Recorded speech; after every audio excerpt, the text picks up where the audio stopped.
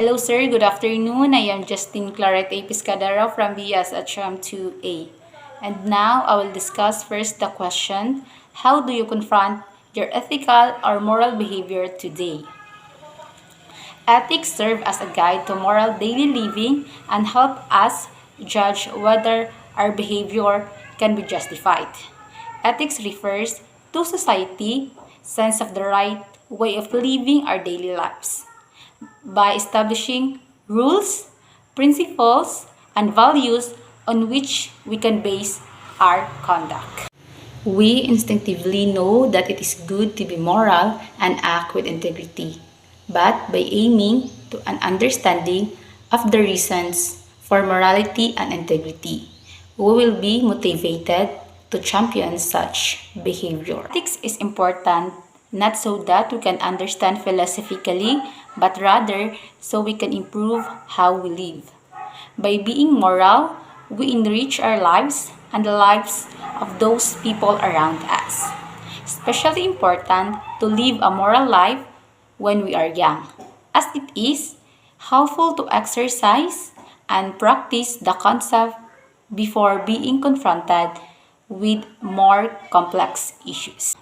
The second question is, what is your concept of black and white, right and wrong, or good or bad? Black and white, subject or situation in which it's easy to understand right and wrong.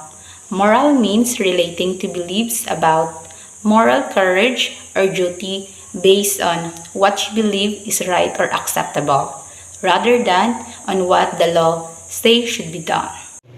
It is very rare to find a situation where the morality of it's black and white.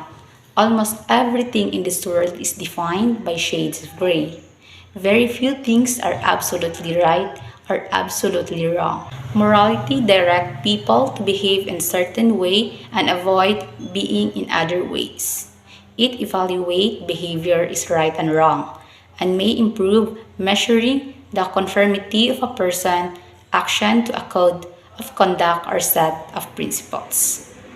Right is the action that's socially acceptable and in accordance to the social values, while wrong is conduct that is adverse to the socially accepted behavior. The important point, however, is to determine whether the social norms and values are humane and keep in consideration the basic human right. The third question is, do you have moral or ethical principles? If yes, what is it and why you obtain it? If no, why? Yes, because moral principles are guidelines that people live by to make sure that they are doing the right thing. These include like honesty, fairness, and equality. Moral principles can be different for everyone because they depend on how a person was raised and what it is important to them in life. Moral principles are important in the society because I believe that to be successful, people needed a clear sense of right and wrong. One of my ethical principles is maintain personal integrity because ethical executives earn the trust of others through the wholeness of character demonstrated by consistency between thoughts, words, and action.